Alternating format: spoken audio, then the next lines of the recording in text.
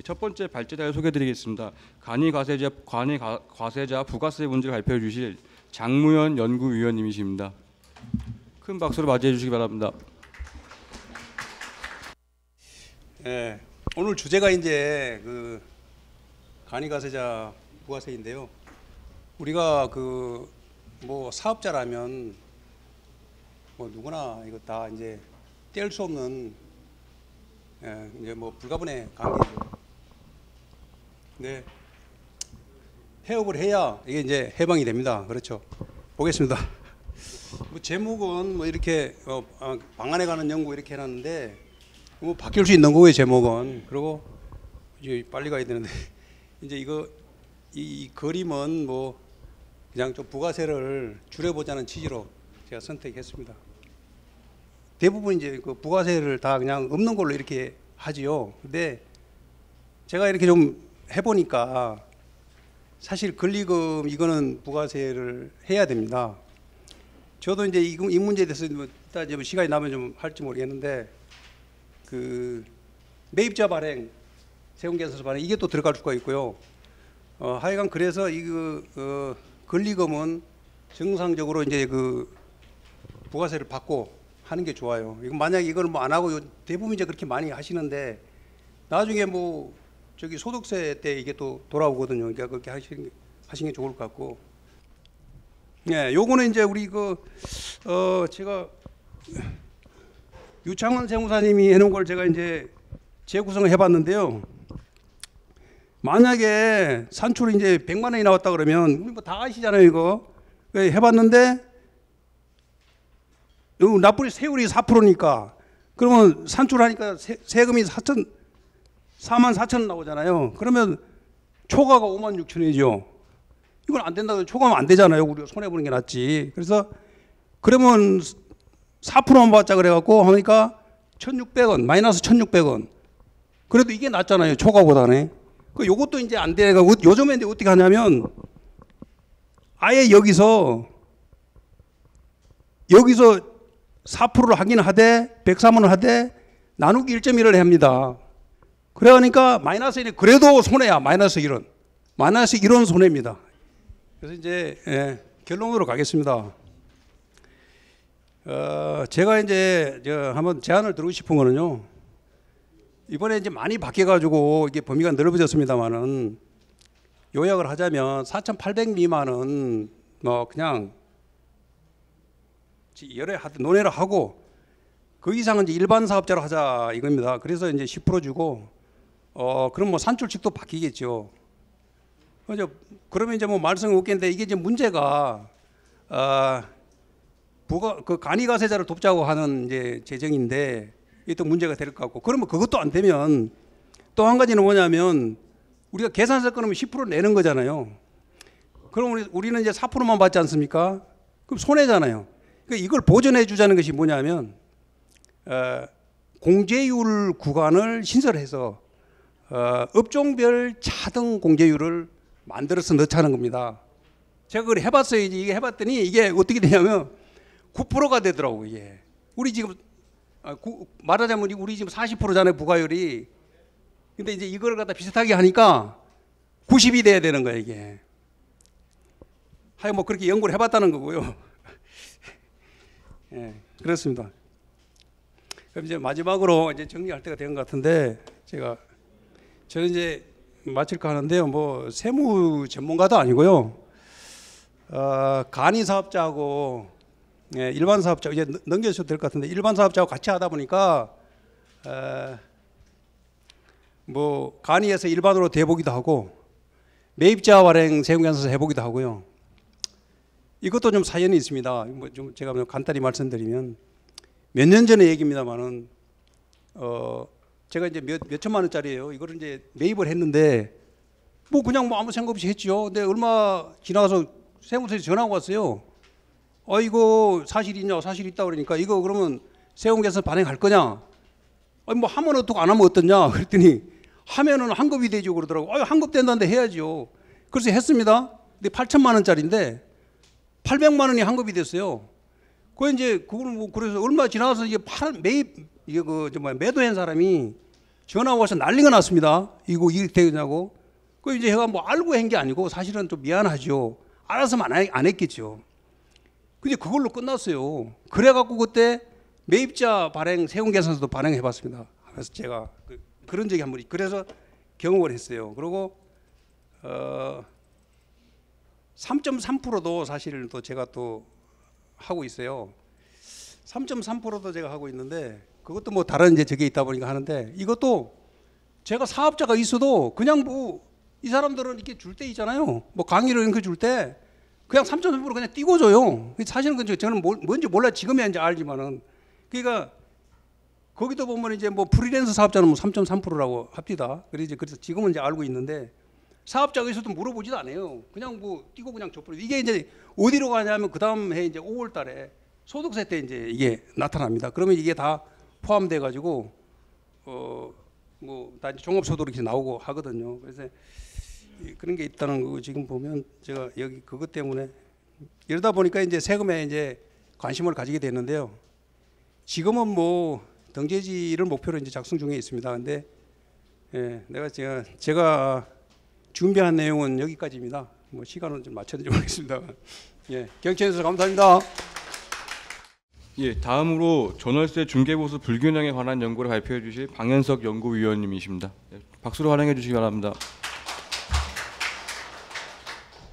네, 반갑습니다. 방현석입니다. 예, 저는 전월세 중개보수 불균형에 관한 연구를 진행하였습니다. 네, 소론과 이론적 배경, 그리고 법제도적 고찰 및 분석, 전월세 중개보수 불균형 개선 방안, 그리고 결론 순으로 서술했습니다. 네, 우리 개업공인중개사는 중개 업무에 관해서 우리 의뢰인으로부터 정해진 바의 보수를 받습니다. 주택의 중개보수의 산정은 뭐 거래 유형도 나누고 또 거래 금액에 따라서 상한율과 한도액을 정하는 등 복잡하게 되어 있죠. 근데 거기 복잡성에다가 월세 임대차 계약의 중개보수는 월 단위 차임액에 100이나 70을 곱하고 보증금을 더하는 등의 다시 한번 산정의 복잡성을 더하고 있습니다. 문제점은 복잡한 것뿐만 아니라 전세로 인해서 중개보수와 월세로 인한 중개보수의 불균형이 나타난다는 점인데요. 중개보수에 많은 차이가 발생하는 이유는 거래금액 산정과 전환배열에 문제가 있는 것입니다. 따라서 본 연구의 목적은 전세계약 중개보수와 월세계약 중개보수 불균형 현상을 파악하고 이를 해소하기 위한 방안을 모색하는 데 있고요. 중개보수 체계에 있어 주택의 중개보수 중 전세와 보증부 월세의 주택임대차 중개보수를 중심에 두고 연구를 진행하였습니다. 자, 먼저 주택임대차 계약의 목적물은 주택입니다. 오늘날 현대 자본주의 사회에서의 주택은 단순한 은시처의 개념을 넘어서 경제적 재화로서 인간의 욕망인 부의 축적과 소유의 대상이 되어 소득을 창출하고 사회적 신분을 나타내기도 하고 또 생활시설인 동시에 투자재산으로서의 가치가 존재하는 종합적 산물이다라고 정의를 해볼 수 있을 것입니다. 주택임대차 계약은 뭐 전세나 보증부 월세, 단기, 사글세 등의 다양성을 가지고 있고요. 매매와 전세 시장으로 구성된 주택 시장의 구성이 매매, 전세, 보증부 월세 시장으로 점차 변화하였습니다. 세계 시장에서 결정되는 시장 가격은 각각 시장의 수요와 공급 요인 그리고 이자율 등에 의해서 결정되고 기대 가격 상승률, 조세 등 다양한 요인에 의해서 영향을 받고 있죠. 자, 전월세 전환율입니다. 전세 보증금을 월세로 전환할 때 적용되는 비율을 의미하고요. 전세금의 일부를 월세로 전환하거나 월세를 보증금 또는 전세로 전환하기 위해서 사용됩니다. 임대인은 요구 수익률로, 임차인은 전월세 선택 및 월세 계약 시 기회비용을 계산하는 지표로 활용되기도 하죠. 12개월에 월세를 전세금과 월세 보증금 차액으로 나누고 100을 곱하면 전월세 전환율이 나옵니다. 이런 전월세 전환율은 법정 전환율과 시장 전환율로 한번 구분해 볼 수 있는데요. 시장 전환율은 법적 근거가 있는 것은 아닙니다. 계약 시에 시장 전환율을 참고해서 전월세 전환율을 결정하는 데 이용할 수 있고요. 이런 전월세 전환율은 시장 이자율과 유형 프리미엄, 기대 총수익률, 주택담보대출금리, 매매시장의 기대 가격 상승률과 자본 환원율 등 복합적으로 영향을 받습니다. 우리 법에서 규정하고 있는 법정 전환율은 임차보호법 시행령에서 규정하고 있는데요. 한국은행이 공시하는 기준금리에 대통령령이 정하는 이율을 더한 비율이 법정 전환율입니다. 지금은 기준금리 3.5%, 대통령이 정하는 이율 2% 해서 현재 5.5%입니다. 중개보세 전환 배율입니다. 보증고 월세 거래 금액을 산출하기 위해 월 단위 차임액에 곱하는 100이나 70을 전환 배율이라고 볼 수 있습니다. 월세를 전세로 전환할 때 거래 금액을 산출하기 위한 기준으로 전세를 월세로 전환할 때 적용하는 이율인 전월세 전환율과 반대 개념이죠. 같은 거래 금액이라 하더라도 전세보다 월세가 더 낮게 책정됨으로써 중개부세 불균형이 더욱 크게 나타납니다. 월세에 곱하는 100은 12% 수준의 금리를 적용했을 때의 것이고요. 2000년 한국은행 기준금리가 5.25%, 연 12%를 전제로 하여 제시된 수치입니다. 합당한 전월세 전환배, 월전세 전환 배율은 200이나 250으로 상향 조절할 필요가 있다는 선행 연구가 있습니다. 네, 자주 수집이 가능한 2011년부터의 전국 평균 전월세 전환율을 변동을 보면 2011년도에 9.6%였고요. 현재는 6%입니다. 전월세 전환율이 높다는 것은 전세에 비해 상대적으로 월세가 비싸다라는 것이고, 전월세 전환율이 낮다는 것은 전세에 비해 상대적으로 월세가 싸다라고 해석해 볼 수 있습니다. 기준금리는 한국은행 금융통화위원회에서 결정하는 정책금리죠. 2000년도 5.25%고 현재는 3.5%입니다.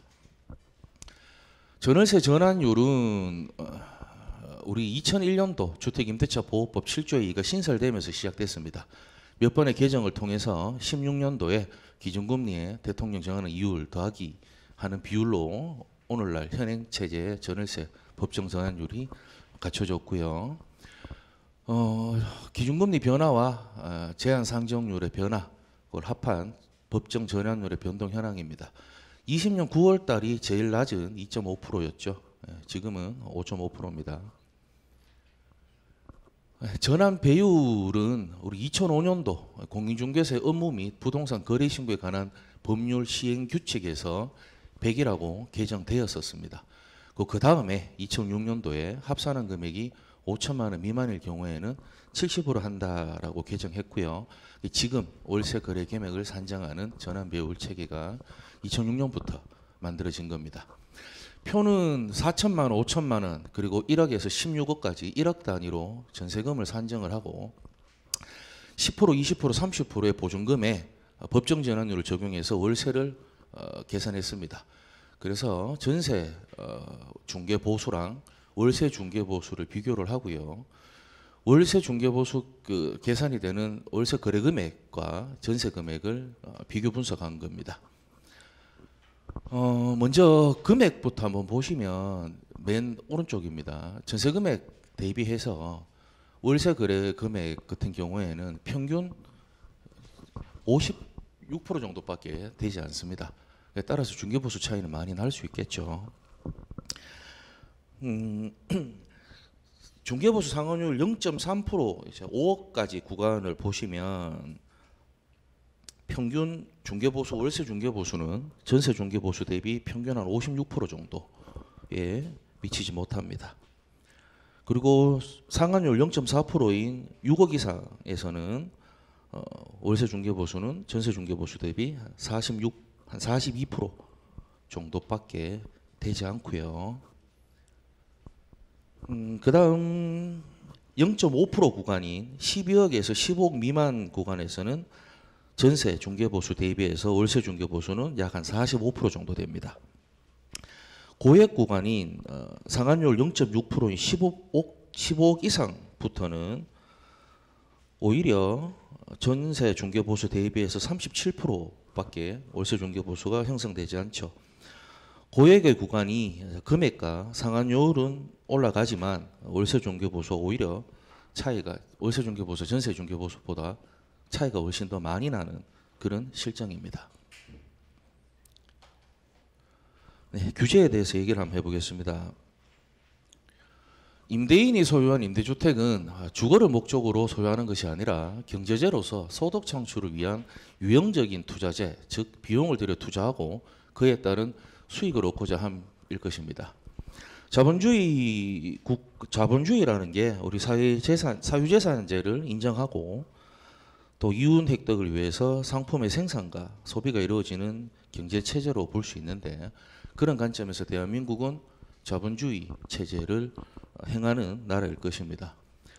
대한민국 헌법에서는 재산권을 보장하고 있고, 그러한 재산권이 제한을 받았을 때 정당한 보상을 해야 된다라고 명시하고 있습니다. 그러나 지금 임차인 보호를 위해서 임대인의 권리가 지나치게 제한되고 있죠. 주택임대차보호법에서 임대차 기간에 있어가 임차인은 최소 2년의 보장을 주장할 수도 있고요, 요구할 수도 있고 2년 미만의 주장 역시도 할 수 있으면서 임대인과의 합의는 무시됩니다. 또 계약갱신이 되더라도 임차인은 언제든 계약 해지를 통지할 수 있고, 또 계약갱신 청구권이 부여되고 임대인에게는 손해배상 책임까지 규정하고 있죠. 우리 민법에서는 임대인에게 차임의 증감을 청구할 수 있는 권리를 주고 있습니다. 하지만 우리 주택임대차보호법에서 그 증액에 대해서 제한을 두고 또 산정률의 제한까지 두는 등 많은 제한을 가하고 있죠.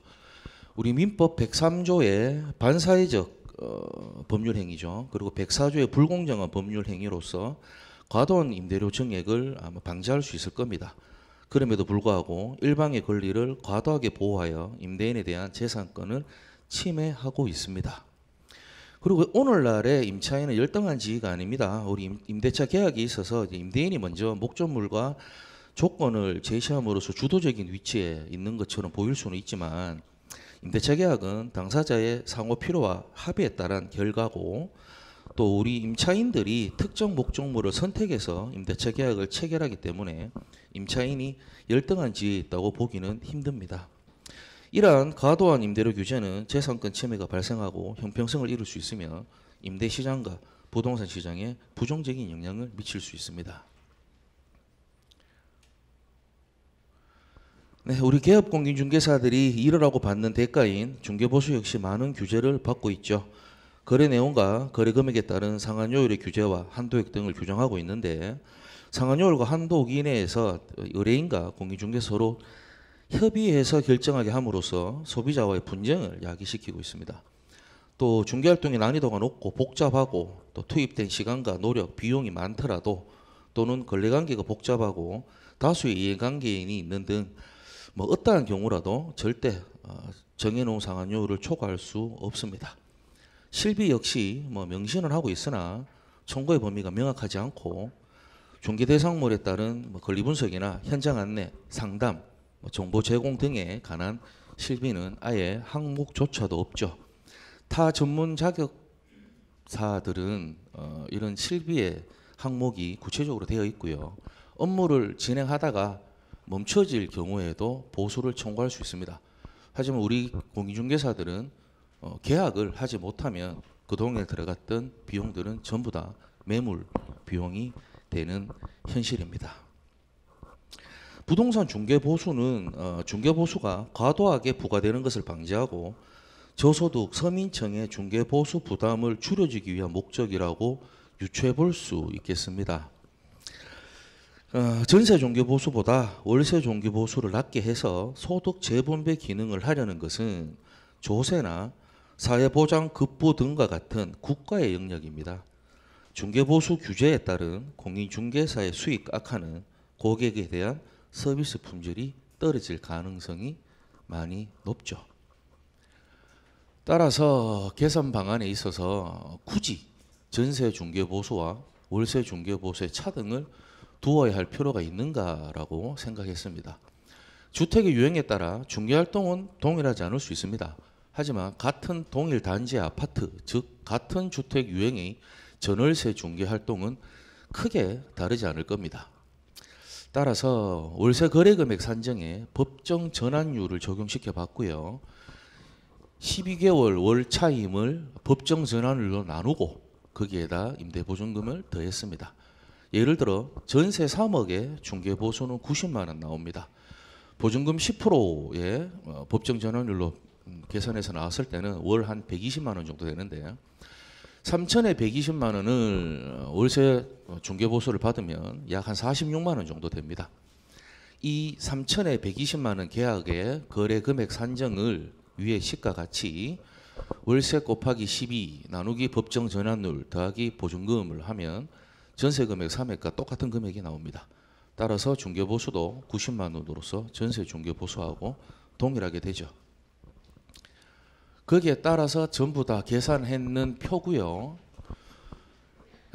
보증금 월세를 아까 그 산식으로 반대로 법정 전환율을 적용하게 되면 거래 금액은 전세 금액하고 똑같이 나옵니다. 따라서 중개보수 역시 전세 중개보수하고 한치의 오차도 없이 똑같이 나오게 됩니다. 예, 결론입니다. 월세 거래금액 산정의 법정준을 적용해서 복잡한 거래금액 산정을 획일화시키고 전세 중개보수와 월세 중개보수를 동일화시켰습니다. 우리 저소득층의 복지 또는 뭐 소비자의 부담을 개업 공인중개사에게 전가시키는 것이 맞는 정책인가에 대해서 의문을 한번 가져봅니다. 21년 10월에 부동산 가격 상승에 따른 부동산 중개보수 증가로 국민의 중개보수 부담이 증가한다는 이유로 중개보수가 인하되었었죠. 그럼 반대로 부동산 가격이 하락하고 거래가 줄어들어서 개업 공인중개사들의 중개업 유지에 부담이 늘어났다면 중개보수를 인상해야 되는 것이 맞는 논리일 것입니다. 중개보수의 규정은 철저히 소비자와 임차인 입장에서만 펼쳐진 정책이라 생각합니다. 우리 공인중개사들도 마땅히 보호받아야 하는 대한민국의 국민일 것입니다. 예, 이상입니다. 감사합니다. 예, 지금부터 간이가세제 부가세 문제와 전월세 중개보수 불균형에 관한 연구에 대한 토론을 시작하도록 하겠습니다. 토론은 부동산 정책연구원의 김학한 연구원장님께서 맡아주시겠고 저는 이만 마이크를 넘기도록 하겠습니다. 반갑습니다. 오늘 뭐 이렇게 우리 업계의 현안 문제들에 대해서 사실은 이제 좀 바람직한 해결 방안이 무엇인가 하는 것을 이제 모색하기 위해서 이런 자리를 마련했습니다. 그러나 이제 조금 여러 가지 진행이라든가 준비에 있어서 조금 미숙한 점이 있었는데 이런 점에 대해서는 좀 널리 양해의 말씀 부탁드리겠습니다. 제가 이제 뭐 토론에 대한 진행은 제가 하겠습니다. 그런데 우선 주제 발표가 있었기 때문에 여기에 대해서 토론자들이 한 7분 이내로 이렇게 좀 토론을 해주시면 좋을 것 같고요. 그리고 나서 플로어에서 또 이렇게 많은 관심을 가지고 우리 회원들을 비롯해서 많은 분들이 오셨으니까 또 좋은 이와 같은 의견을 주실 기회를 이렇게 드리도록 하겠습니다. 그래서 원칙적으로 각 주제마다 플로어에서 한 2분 정도 이렇게 겹치지 않게 5분 이내로 이렇게 토론해 주시면은 좋을 것 같습니다. 그래서 미리 플로어에서 이렇게 토론하실 분들은 준비를 해 주시고 이따 참여를 해 주시면 고맙겠습니다. 사실 우리 그 부가세 문제는 우리의 큰 현안 문제임에도 불구하고 이게 뚜렷한 어떤 해결책을 보이지 못하고 있고 국토부에서도 여기에 대해서 사실은 오늘 토론에 참여하기를 요청을 했고 종전에는 수락을 했었습니다. 그런데 아직까지도 자기들도 입장이 정리되지 않았다 이러면서 토론에 응하지 않았는데 매우 유감으로 생각합니다. 왜냐하면 입장이 설령 정리되지 않았다고 하더라도 와서 이렇게 격의 없이 어떤 의견이 있는지 이렇게 듣고 해결 방안을 같이 모색을 하면 좋은데 아직 그런 이유로 해서 이렇게 불참을 일단 했다는 말씀 드리도록 하겠습니다. 사실 이게 부가세 문제가 이제 간이과세자가 이제 이렇게 범위가 확대돼 가지고 종전에 내재했던 문제들이 더 어떻게 보면 확대되지 않았나 이런 생각이긴 합니다만은 자 그럼 먼저 제 1주제 간이과세제 과세자 부가세 문제에 대해서 먼저 우리 정책연구위원이신 조근식 연구위원께서 먼저 토론을 해주시고 그 다음에 이제 우리 전문가로서 세무법인 타산 대표이신 위성팔 세무사께서 이렇게 토론해 주시고 그 다음에 플로어 토론 이어지도록 하겠습니다. 안녕하십니까. 전문위원 조근서입니다. 우선 부가가치세가 그 중에서 이제 간편장부 간이가세가 이제 공인중개사들의 이제 뜨거운 감자가 된 것 같습니다. 근데 제가 이거 잘 준비해 주신 우리 장비현 그 전문위원님 내용을 잘 읽어봤는데 정리는 잘 돼 있었어요. 근데 그래서 내가 많은 이제 여러 가지로 이제 생각을 하면서 이제 하게 된 동기가 우선은 공인중개사가 공인중개사법에 의해서 중개보수를 수행하고 있고, 그다음에 국세법에 의한 부가가치세가 왜 재무부나 국세청이 아닌 건설교통부에서 지도단속이라 해가지고 그 타 기관에 부가가치세를 초과 공인중개사비 초과 수령이나 부가가치세를 초과 수령한다고 하는 게 도대체 이분들이 상식이 있는 분들인가 할 정도였어요. 그 이유는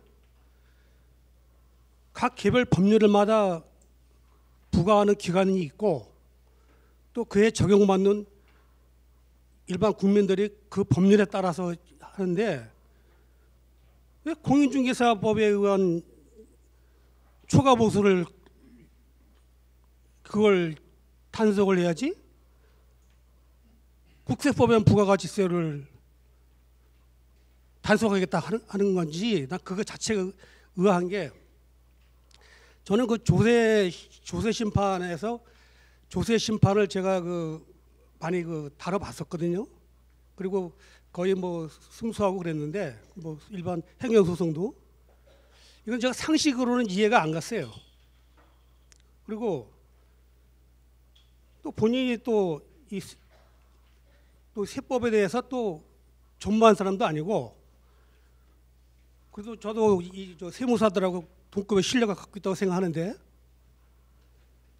어떻게 이렇게 그 공인중개사들을 이렇게 업신여겨 가지고 이런 발사를 하게 됐는지, 그래서 내가 많은 의문을 가졌는데 그 1999년부터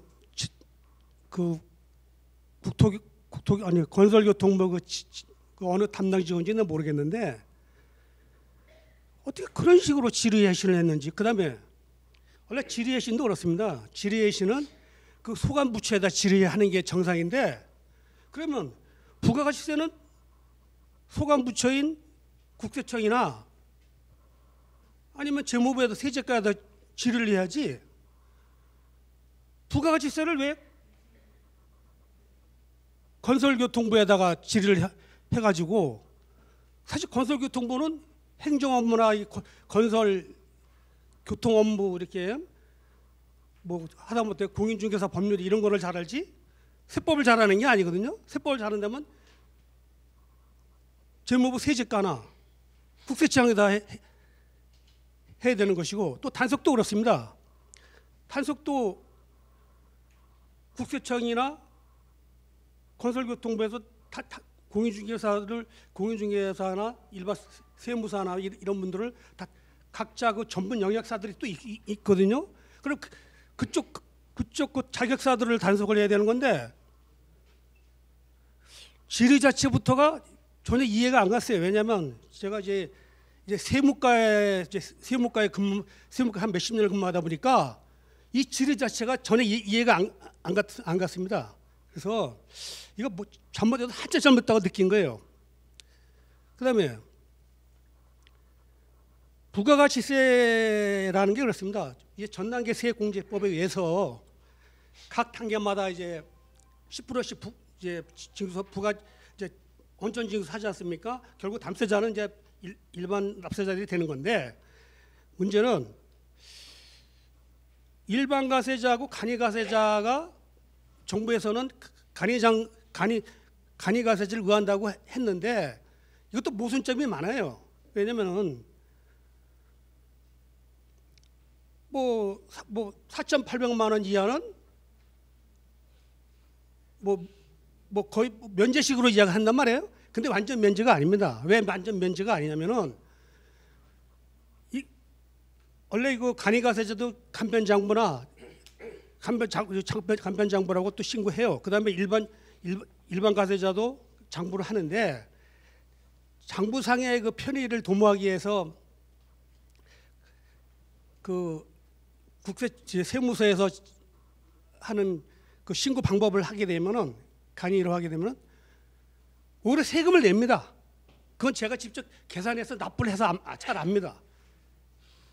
그러면은 결국 4,800 미만도 국세청에 의해서 방법하면 신고를 하게 되는데 세금을 마치 면제를 해준다고 그렇게 이야기합니다. 잘못돼도 한참 잘못됐어요. 그다음에 8천만 원부터 뭐 1억 400만 원까지는 뭐 금년 7월 1일부터 2월 19일 날 뭐 개정해가지고 이제 1억 400만 원까지는 이걸 간이가세제로 해준다 그러는데 나는 이분들이 이 정책 위반자들이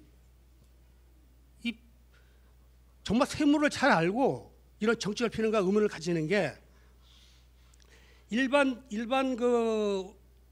우리 공인중개사들이 간편장부로 받는 거하고 간이가세로 받는 거 일반 가세로 해서 10% 받는 거 그다음에 뭐 4% 받는 거 그러면 이거 우리는 뭘 의식을 하느냐? 어느 공인중개사 사무실은 10% 받고 어느 공인중개사 사무실은 4% 받거나 안 받으면은 그 안 받는 공인중개사 사무실로 간다 이겁니다. 그러면 각 개업 공인중개사는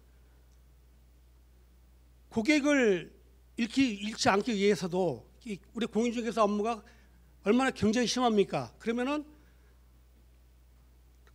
그것 때문에 관여하려고 그런 거지 무슨 일반 그 가세자로서 10%에서 무슨 그거 이익을 먹자고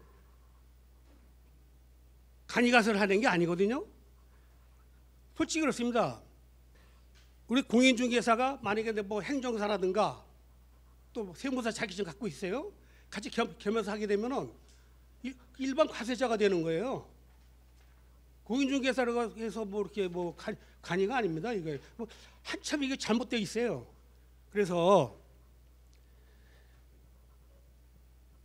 이 간이가세자의 뭐 4%, 0%, 또 뭐 10% 이거는 공인중개사를 위한 제도도 아니고 그다음에 제가 그 쭉 보니까 헌법재판소 그다음에 세제과 정부 세제과 그다음에 뭐 국세청 그다음에 대법원 판례 이런 거 보면은 다 해석이 틀려요. 그러면은 방법이 딱 한 가지밖에 없어요. 우리 헌법에도 조세의 종목과 세율은 법률을 정한다. 그렇지 않습니까? 그러면은 법률에 의해 따라서 하고 만약에 법률에 의해서 이게 미비할 때는 판례라든가 그다음에 뭐 애교 통치 국세청 같으면 애교 통치 그다음에 뭐 지방세법 같으면은 지방세 이런 식으로 그 법률과 그 조례 이런 걸 봐야 되거든요. 그래서 지금 0% 4% 뭐 10% 이런 차이를 두는 게 상당히 모순점이 많아가지고 그래서 이거는 너무 이상하게 흐르고 있기 때문에 이거는 좀 정립을 해줄 필요가 있다. 그래서 제가 또 세무를 전공한 입장에서는 이게 크게 문제되는 사항이 아니에요. 그러니까 뭐 국세청이 아니죠. 저 재무부 세제과도 아닌 건설교통부 공인중개사 담당 직원이 이분이 세무를 알면 얼마나 알겠나 싶어가지고 그래서 이 최고의 정책 위반 부서에서는 이걸 딱 정리하고 자기 소관 부서가 아니면은 그 해당 기관에다가 뭐 그쪽에서 다시 뭐 이첩을 시키든지 그렇게 안내를 했어야 되는데 국세법도 잘 알지도 못하는 일반 건설교통부 직원이 이 11만 공인중개사를 혼선을 주고 있어요. 그래서 저는 이거는 정립을 시킬 필요가 있다고 분명히 느끼고 제가 이 자리에 왔습니다. 그리고 이거는 또 개선이 돼야 합니다. 사실은. 그리고 뭐 4% 받았다. 이거 남는 것도 없어요. 왜냐하면은 0% 받았다. 세무서에다가 그러면 0% 받았으면 아예 세무로 신고하지 말게 해야 되는데 0%도 다시 세무 신고합니다. 일반 신고를 다 하거든요. 그러면은 부가가치세라는 것이 뭐 제조 공정에 있는 그 부가가치나 그다음에 용역에 있는 부가가치인데 탐험보호 4%라도 받든가. 왜냐면 어차피 신고를 해야 되니까. 그리고 0%라도 또 부가가치세를 납부할 수가 있으니까. 그러면 그렇게 그 개선이 돼야 되는데 4,800 미만은 받지를 마라. 그다음에 4,800만 원 이상에서 올해는 또 1억 400만 원까지는 뭐 4%를 받아라. 1억 400만 원 초과는 또 10%를 받아라. 이게 규정이 어디 있습니까? 참 답답합니다. 이상입니다.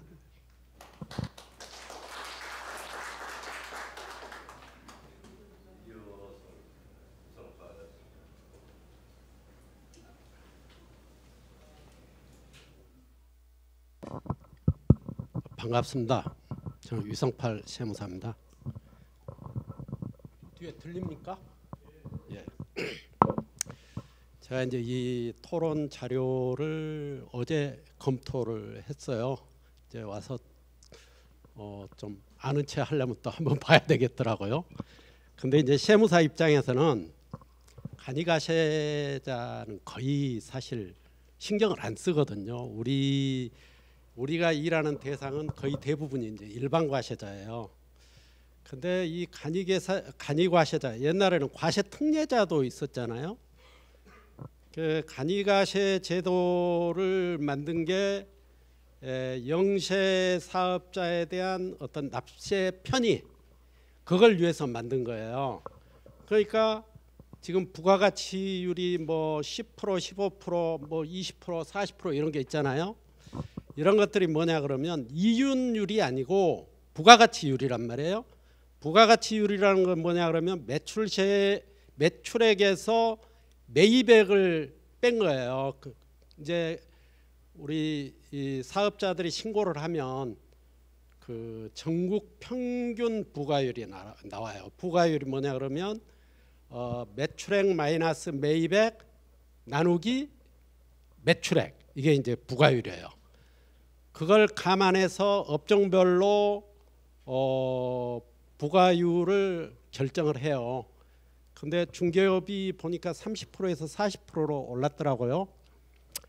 근데 이제 우리가 꼭 간이가세에 머물 게 아니라 오히려 지금 같으면 일반 과세자도 쉬워요. 왜냐하면 매출세액에서 부가세 신고할 때 매입세액을 뺀단 말이에요. 매입세액은 매입이 있더라도 세금계산서를 안 받으면 못 빼요. 세액이 없으니까. 그런 구조인데 이제 제가 이걸 보니까 소득하고 비용, 뭐 이윤, 부가가치, 이게 이제 구분이 조금 안 되는 경우가 있는데, 여기 어디 교재 유인물 우리 저 책 페이지 말고요. 어제 몇 개 제가 봤는데 유인물 6페이지 보면 이제 그 첫 줄 발생하는 이윤에 대해 부과하는 세금 이렇게 돼 있는데, 이윤이 아니고 부가가치라고 해야 맞을 것 같고요. 그다음에 7페이지 이것도 지금 여기는 이제 B업체가 파는 금액이 1,550대 있잖아요. 그게 이제 1,500원 플러스 부가가치 시세 10%하면 150원이잖아요. 그걸 더하면 1,650. 그다음에 여기에 또 내용 중에 중간 아래 C의 부담분을 B업체가 원천징수하는 것이다. 부가가치세에서는 원천징수라고 안 해요. 소득세는 원천징수라고 하지만 이제 거래징수. 그러니까 우리 일반 과세자가 매출세금 계산서를 발행하고 10% 세금을 받는 것 보고 거래징수라고 그래요. 그거는 이제 거래징수 할 수 있고요. 그다음에 또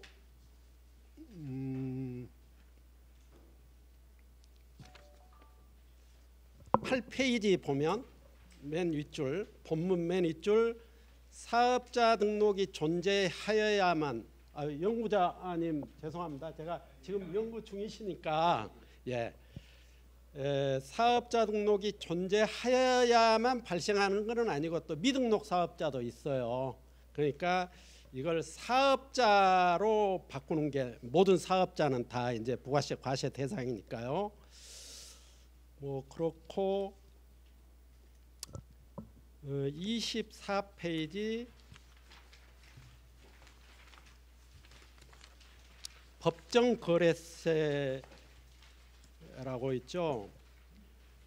이거는 이제 우리가 일반 과세자는 부가가치세 세율이 10%입니다. 우리가 얘기할 때 부가가치 세율 그러면 0%하고 10%밖에 없어요. 우리 부가율이 40%니까 곱하기 10% 그래갖고 4%가 아니에요. 거기도 부가율 곱하기 10%잖아요. 10% 그게 세율이에요. 그다음에 이제 여기 또 보면 밑에서 두 번째 줄에 환급이 발생해도 일부만 환급되는 불평등이 있다. 이것도 간이가세자는 납부와 이미 중간연합이라 이런 걸로 납부한 세액 외에는 환급이 없어요. 그다음에 26페이지 이제 여기 간이가세 사업자 부가세 계산 구조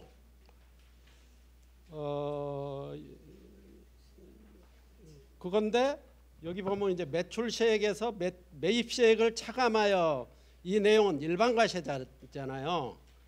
이거 매출세 간이과세자는 아까 이제 그 뭡니까 공급대가 곱하기 부가율 부가가치율 곱하기 10% 이렇게 해야 이제 매출세액이 나오죠. 매출세액 마이너스 공제세액. 공제세액은 뭐냐 그러면 매입세 지금 매입세액이 아니죠. 공급대가 곱하기 0.5%죠. 세액공제. 그거 이제 공제세액이라고 그래요. 그다음에 이제 이미 뭐 중간연합 낸 거 빼고 가산세 더하고 그래갖고 이제 납부를 하는 거고요. 그다음에 또 그 밑에 부가가치세 산출식 이것도 뭐 뒤에 보니까 다 알고 계신데 이거 이제 여기만 그렇게 여기 과세 표준은 공급대가 곱하기 업종별 부가가치율 곱하기 10% 이꼴 납부세액.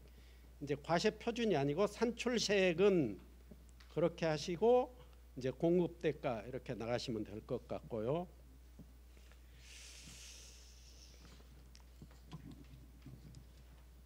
그다음에 27페이지에 간이과세 사업자인 부동산 중개업의 부가세 매입 자료 그래가지고 이제 다 세금 계산서에 해당된 건데 중개 보조원 인건비 3.3% 이건 이제 소득세와 관련된 거예요. 부가세하고는 관계가 없고 그다음에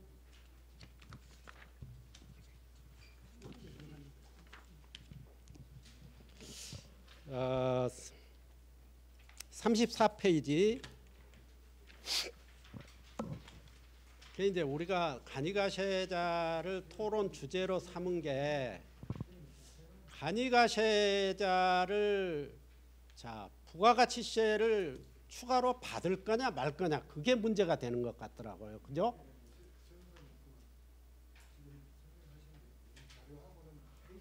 아, 책 페이지가 아니고 자료 페이지니까 책 안에 보면 자료 페이지가 있어요. 예.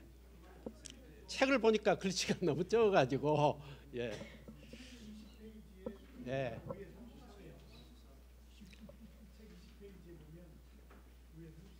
예. 이제 제가 결론을 낼게요.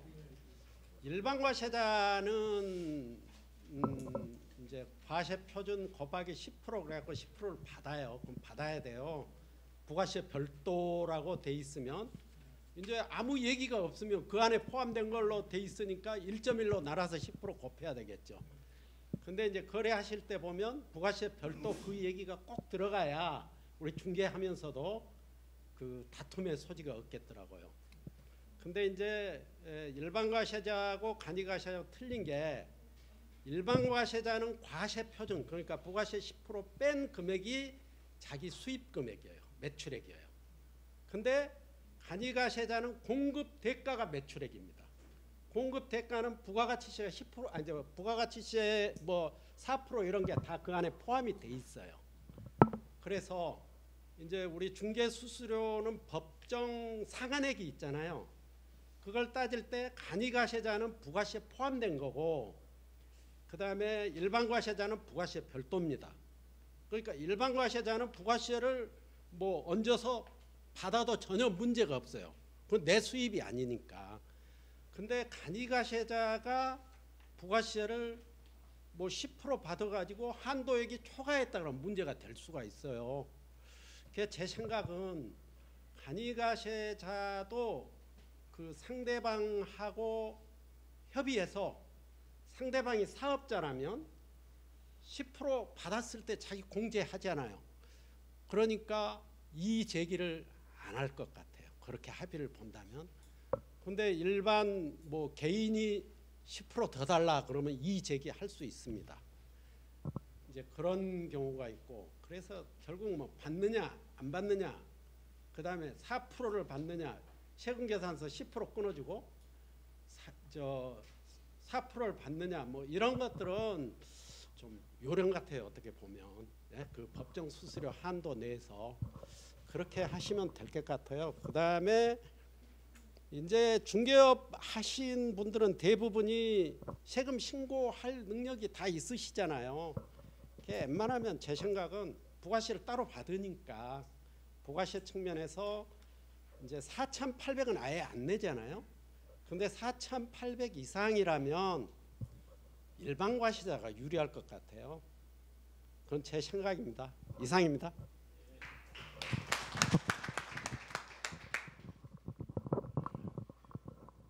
자, 어차피 지금 일주제 두 분이 이렇게 토론해 주셨는데 그 연장선상에서 아예 플로아에서 1주제에 대한 토론하고 2주제 그다음 토론 이렇게 하도록 하겠습니다. 자, 그럼 혹시 우리 플로아에서 이렇게 토론하실 분 있으시면 말씀해 주시기 바랍니다. 우리 저희 이상규 이사님. 네, 그 자영업자 중에 우리 공인중개사들만 세법에 적용되고 또 최종적으로는 중개 보수에 대한 부분으로 타치를 받잖아요. 네. 그러면 다른 일반 그 자영업자들도 이런 이중으로 제재를 받는 경우가 있나요? 근데 대부분의 자영업자는 보수 어떤 상한액 이런 게 정해진 게 없잖아요. 그렇죠. 네. 그러니까 우리도 그러면 결국에는 해법이라는 거는 중개사법을 바꿔야 된다는 그런. 그것보다 이제 아까 제가 얘기 거기에 더 붙여서 간이가세자는 받는 금액 전체가 수익 금액이니까 거기서 만약에 부가가치세를 추가로 받았어요. 네? 그런다면 그것도 중개 보수에 더해진단 말이에요. 그렇게 해가지고 한도가 초과했어요. 그러면 뭐 관계 기관이 어디 건교부 뭐 이런 데서 타치할 수도 있죠. 그럼 이제 우리가 이렇게 얘기하겠죠. 나는 이거 받아가지고 부가가치세 4% 낸다. 예? 근데 이거는 이제 일반 과세자하고 틀려요. 4% 내는 거는 비용이거든요. 우리 소득세 계산할 때 비용. 예. 그래서 어떻게 보면 간이가세자는 거래 징수는 없어요. 거래 징수라는 거는 받아서 내는 거란 말이에요. 예? 이제 그게 없으니까 그걸로 뭐 논란을 만들 수도 있죠. 그다음에 소비자들이 다양하잖아요. 그러니까요. 일반 현실에서는 그런 경우 중개보수 초과로 다 제재를 받아요. 그러면 그런 부분들도 항상 계산해서 중개사들이 그 일을 보수를 총액을 따져서 계산해서 받아야 되니까 그렇죠. 그러면 결국에는 중개사법에 이 부가세에 대한 부분들이 포함시켜서 개정해야 되는 게 맞지 않나 그런 생각을 그거는 합니다. 이제 우리 중개사 협회에서 더 토론을 하셔가지고 그게 설득력이 있어야 될 거 아니에요 또. 예? 그러니까 지금 대화하는 이 토론회를 하는 자체도 결국에는 중개사들이 편하게 업을 할 수 있는 그런 부분의 방향을 잡는 거 아니에요. 네. 그래서 정책연구원에서는 그런 부분도 하나의 방법 같아서 말씀드린 겁니다. 네.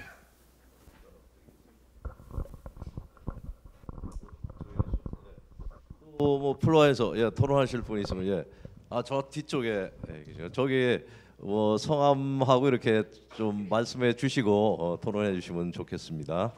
서초 김종래입니다. 이 과세자의 그 부가가치세 문제를 토론하는 이유가 지금 우리 중개사들이 대부분 간이과세자들이 많이 있는데 실질적으로 부가가치세를 받아서 낼 수 있느냐 이 문제인데 지금 세무사님 말씀하셨다시피 결국 이제 국토교통부의 그 초과부수 문제 그거랑 관련이 있긴 한데 이게 세법에서 보면은 그 간이과세 도입한 취지는 열악한 자영업자들을 보호하기 위한 특례 제도지 않습니까? 그렇게 따지면 우리가 부가가치세를 공급 대가에서 별도로 그 안에 들어있다고 하면 그 부가가치율 40%를 별도로 그 내 매출액에서 별도로 내줘야 된다는데 그러면 매출을 오히려 감소하는 거거든요. 그런 의미라면 과세 특례가 아니죠. 그렇기 때문에 부가가치세는 별도로 받아서 우리가 부가가치율에 해당하는 만큼만 납세를 하면 되는 것이 원래 세법의 취지가 아닐까 싶고 다만 국토부에서 그 초과보수라는 그런 해석을 내리는 그런 거로 인해서 우리가 불이익을 받는다고 보는데 우리 이상규 이사님 말씀하신 것 마냥 그런 거에 대한 해법을 모색해야 될 것 같고요. 이거는 도대체 이해할 수 없는 그 근거라고 생각하거든요. 그래서 그런 부분에 대해서 좀 더 집중적인 토론이 필요하지 않을까 싶거든요. 이상입니다.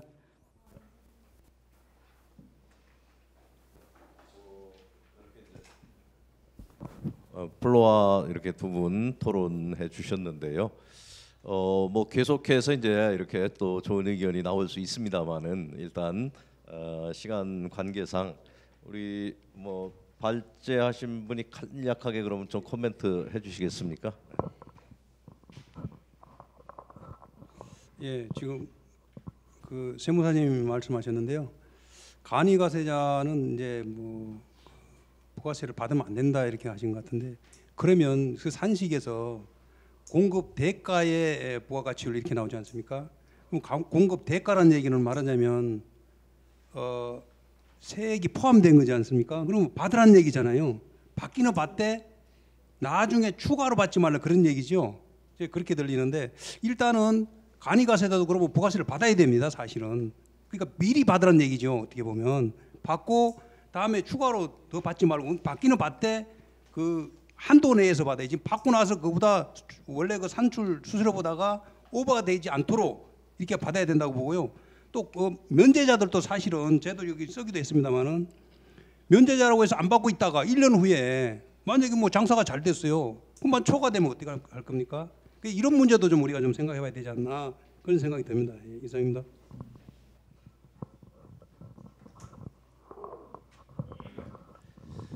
예.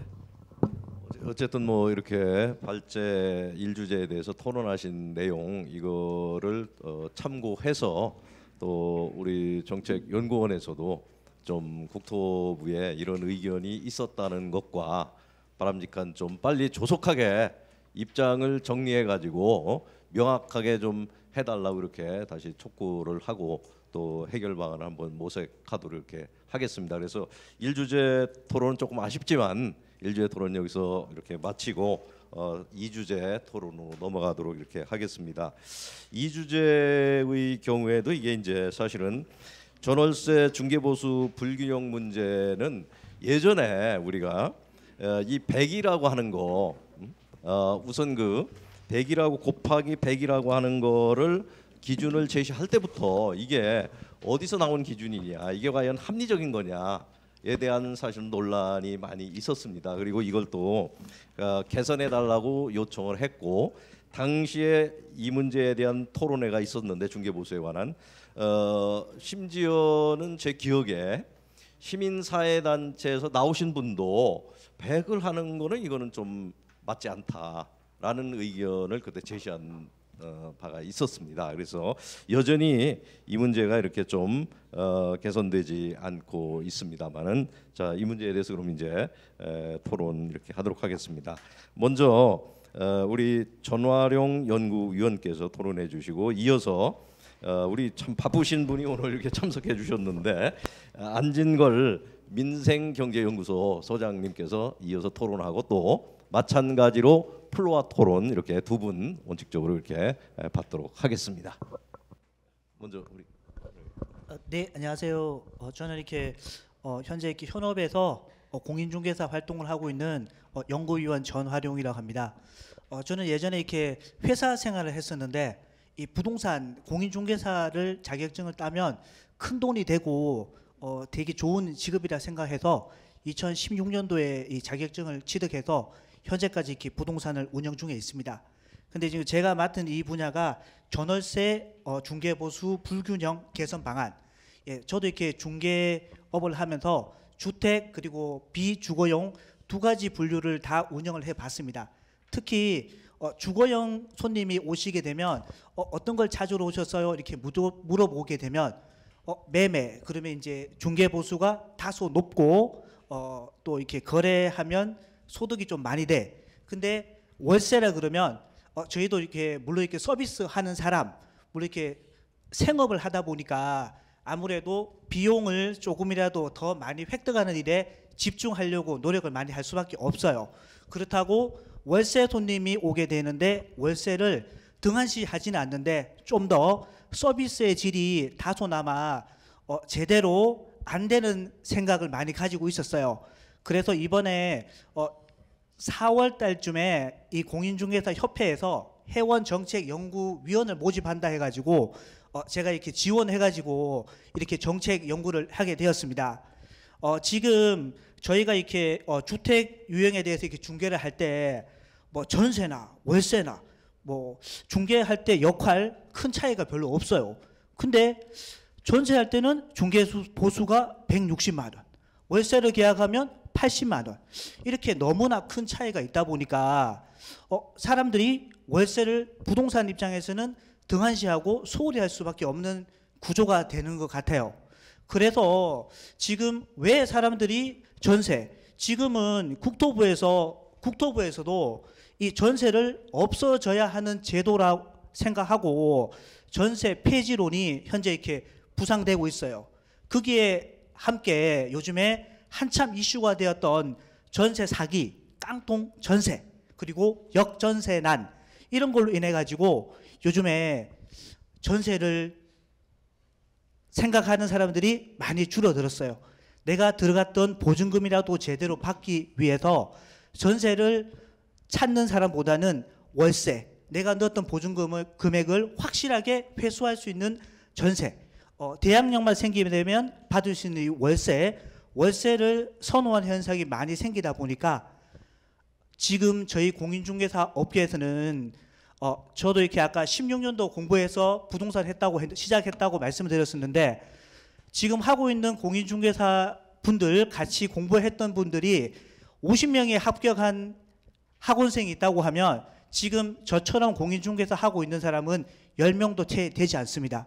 대부분이 뭐 대리운전하고 기존에 다녔던 회사 가고 택시 한다 그러고 그리고 일반 뭐 인테리어 업체에 일하러 다니고 우리가 이 공인중개사 이 업에 대해서 오늘 이렇게 토론회 하고 이런 부분을 가지고 우리의 위상도 많이 높이고 진짜 이 공인중개사 예전에 저희가 저희 의지에 맞지 않게 그냥 국토부 의견에 따라서 공인중개사 금액 월 중개 보수가 하향되었어요. 아무 말도 크게 하지 못하고.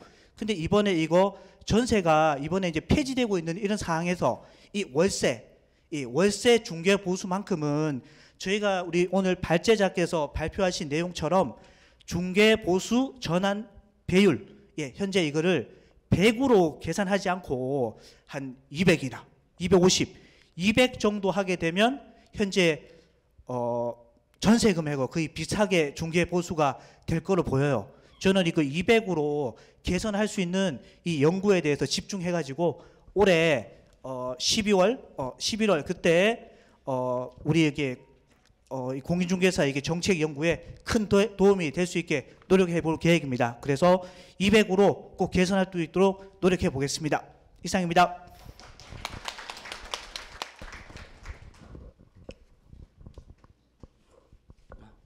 예, 오늘 초대해 주셔서 감사합니다. 민생경제연구소에서 일하는 안진걸이라고 합니다. 제가 이제 저희 토론에 오면서 예전에 기사를 찾아보니까 2015년 10월 28일 날 우리 공인중개사협회에서 당시 새정치민주연합 이현주 의원님하고 이 문제로 토론을 했더라고요. 그래서 그때 제가 반대 토론자로 나갔더라고요. 그러니까 뭐 적극 반대는 아니고 그 전월세 전환이라고 저희 전환 배율하고 뭔가 좀 이상한 건 맞다. 그리고 똑같은 수고를 하는데 전세 중개보수하고 월세 중개보수가 차이가 있는 것은 문제가 있다는 걸 이해하면서도 당시에 이제 전세에서 월세로 전환하는 막 추세상 또 월세라는 보증금을 직접 이제 월세를 내게 되면 가처분 수당이 부족한 세입자 입장에서 또 그 중개보수가 인상된 효과가 있어서 좀 걱정이 된다라고 이렇게 기사에 보니까 제 멘트도 있더라고요. 근데 아까 우리 발지혜진 선생님께서 설명해 주신 것처럼 여기서도 예를 드신 게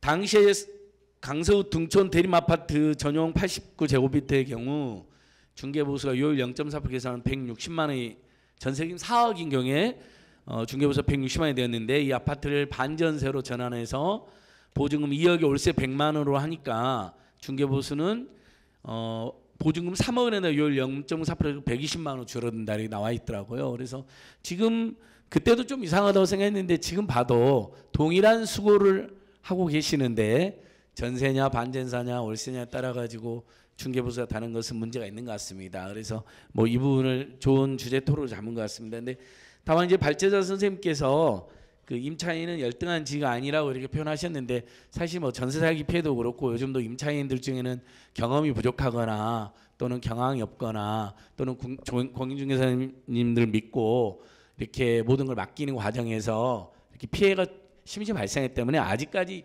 열등한 지라고 제가 해석을 해주는 것도 맞는 것 같고 공인중개사 선생님들께서 더 많이 지원해주고 또 공적으로 그분들을 위해서 많은 정보를 잘 제공해 주신 필요도 있는 것 같습니다. 그러니까 일단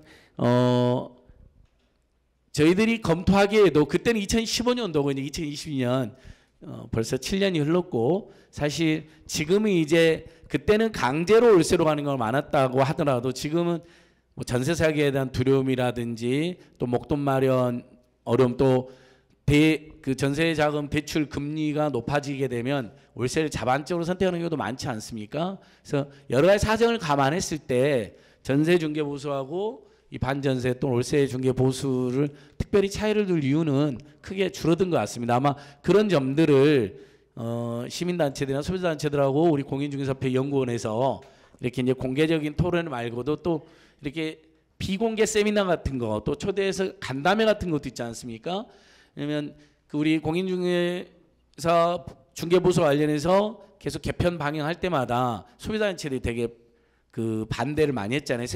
수수료 인하해 달라는 주장을 지금도 하고 있기 때문에 그분들을 좀 더 이 차이의 문제를, 그다음에 공인중개 숫자도 늘어나고 평균 소득도 줄어들고 이 업종을 떠나는 사람도 많은 상황이다. 그리고 최고 수수료도 인하된 조건을 잘 설명을 해야 될 것 같아요. 그런 조건에서 월세가 늘어나고 있는데 중개보수는 더 중개보수는 굉장히 큰 차이가 나기 때문에 2배 안팎 차이가 나지 않습니까? 그분을 잘 설득하면서 이 간격을 동일하게 바로 하기 어렵다 하면 어쨌든 좀 줄이기라도 해야 된다. 그래요. 공인중개사 선생님도 소중한 우리 내수경제 구성원, 지역경제에 굉장히 중요한 구성원들이잖아요. 그 역할도 세입자들에게는 굉장히 중요한 역할을 하고 계시는 분이어서 그런 노력을 좀 해주시면 어떨 것 같습니다. 이제 2015년도에 제가 그때 여기 혹시 기사 찾아보시면 참여연대 협동사무처장이 직책으로 와서 그때는 우리 의견을 좀 냈다면, 지금은 제가 이제 민생경제연구소라는 조그만 연구소로 하는데 국민경제 균형적 발전이라든지 내수경제, 지역경제, 그다음에 각 업종이 어쨌든 제대로 된 대가를 받는 문제에 대해서 더 고민을 하게 되었거든요. 그래서 충분히 오늘 발제 선생님 그다음에 공인중개협회 문제의식은 지금의 2015년 상황하고 지금의 상황은 많이 또 달라졌기 때문에 상당한 일리와 설득력이 있다고 이제 생각되고, 다만 이제 지금 요즘에는 고물가, 고유가, 고환율, 고금리 때문에 굉장히 서민들이 굉장히 그 고통 심한 스트레스가 크잖아요. 그래서 이제 잘 설득하고 시민소비단체 잘 간담회도 설득도 하고, 그다음에 시기를 잘 봐서 좀 경기가 더 나아지고 그럴 때 우리가 잘 이 문제를 제기하면 어떨까 싶습니다. 아까 우리 저기 공인중개협회는 보면 우리 야당 그 의원님들하고 정책 교류하신 분도 많지 않습니까? 그래서 그런 기능도 조금 더 확산해가지고 저희도 더 연구를 해보겠습니다. 일단 저희들 검토는 이 정도 말씀드리고 마치겠습니다. 감사합니다. 네, 고맙습니다. 뭐 또 우리 플로아에서도 이 문제에 대해서 뭐 또 의견이 많으실 것 같습니다. 자, 우리 좀 토론해 주실 분, 우리 오광택 이사님. 네. 안녕하십니까. 바쁜 시간 내주셔서 감사드립니다. 전월세 전환율 가지고 저도 이제 사석에서 국토부 관계자나 국민권익위 관계자들하고 얘기를 했었습니다. 근데 그분들이 하나같이 하는 얘기가 아직도 월세는 서민용이다 하는 시각이 있어요. 그래서 제가 저희 사무실 판교에 있습니다. 일반 그 법인 임차인들, 또 고액 연예인이나 스포츠인들, 그분들이 비용 털기 위해서 고액 월세를 주고 살고 있거든요. 그 사람도 서민이냐? 제가 그렇게 비교해서 얘기를 했거든요. 그리고 또 다른 얘기를 하면, 그러면 임대인하고 임차인하고 중개보수 나눠서 받으면 어찌 되느냐? 임대인은 서민이 아니니까. 그래서 그러면 공동중개할 때 어떻게 하느냐? 그렇게까지 얘기를 했었는데, 그래서 그 부분을 물론 아직도 월세로 사는 서민들이 많습니다. 그래서 그를 연구하실 때 그런 그 일괄적으로 적용하기보다는 어떤 그 구간을 정해서 얼마 이상은 뭐 몇 프로 곱하기 몇 프로, 얼마 이상은 150, 얼마든 100, 그렇게 구간별로 해서 좀 복잡하겠지만 그렇게 연구하는 게 훨씬 설득력 있고 또 국토부나 그렇죠 이렇게 설명가 좋지 않겠느냐 생각이 들어서 그렇게 좀 세밀하게 연구해 주십사고 말씀드렸습니다. 이상입니다.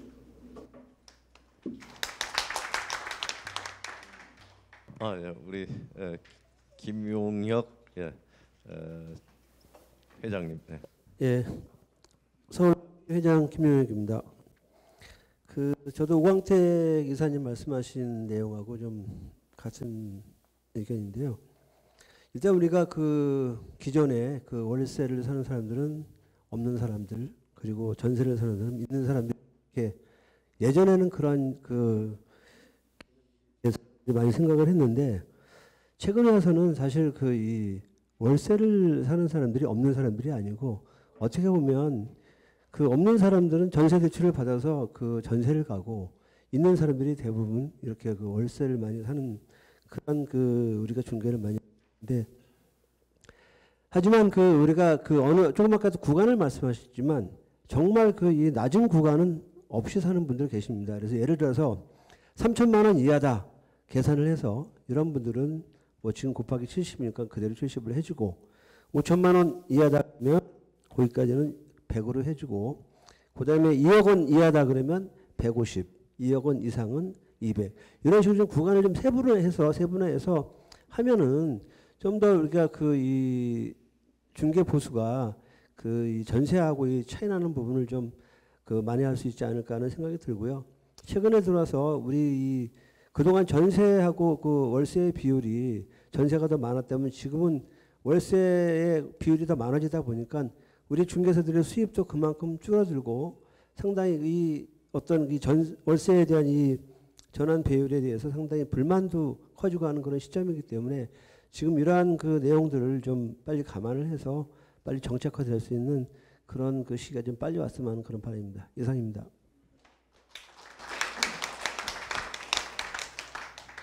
또 플로아 토론까지 해주셨는데요. 그럼 우리 마지막으로 팔제자께서 또 간단하게 코멘트 해주시면 좋겠습니다.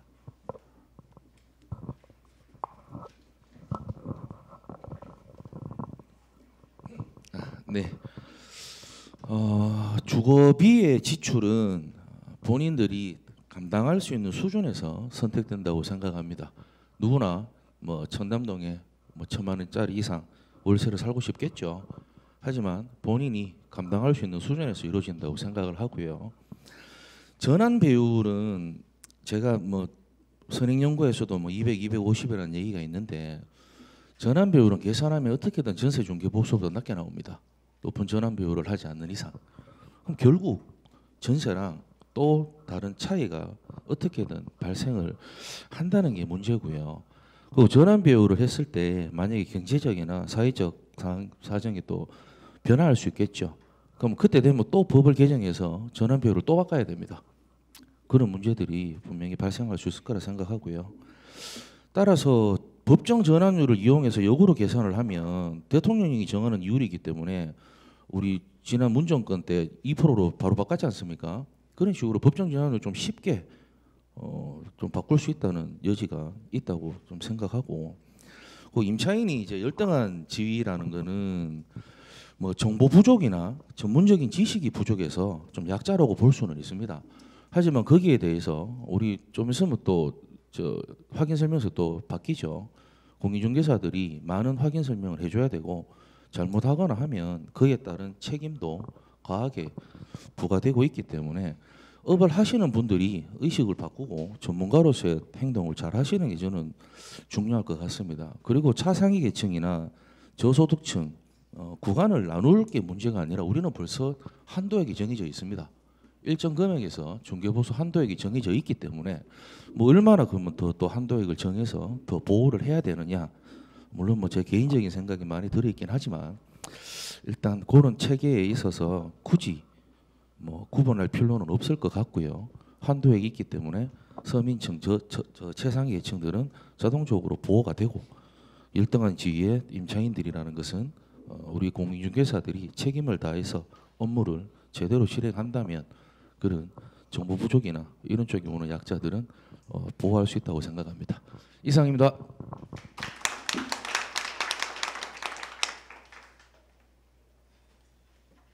좀 뭐 토론하면서 예상했던 시간보다 조금 오버가 됐습니다만은 어쨌든 뭐 좋은 의견이 나오신 것 같습니다. 그래서 이 주제에 대해서도 이렇게 구간별로다가 전환 배율을 달리하는 문제, 뭐 이것도 좀 검토할 필요성은 있는 것 같고요.